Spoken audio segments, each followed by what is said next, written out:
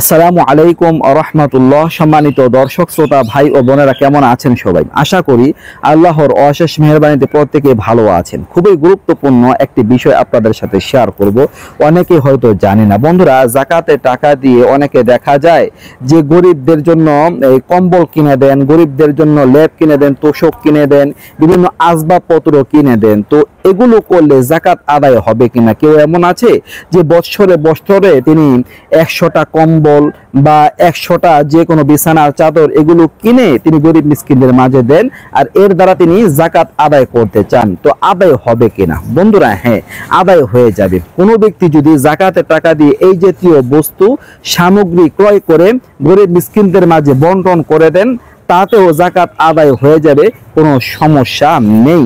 তবে পণ্য সামগ্রী দেওয়ার চাইতে টাকা দেওয়াটাই উত্তম, কারণ ইহা একজন গরিব অসহায় ব্যক্তি তার যাবতীয় ইচ্ছা অনুযায়ী বিভিন্ন প্রয়োজনে খরচ করতে পারবে। তো আশা করি বুঝতে পারছেন। নিত্য নতুন আরো ভিডিও পেতে সবাই পাশেই থাকবেন। এই পর্যন্তই।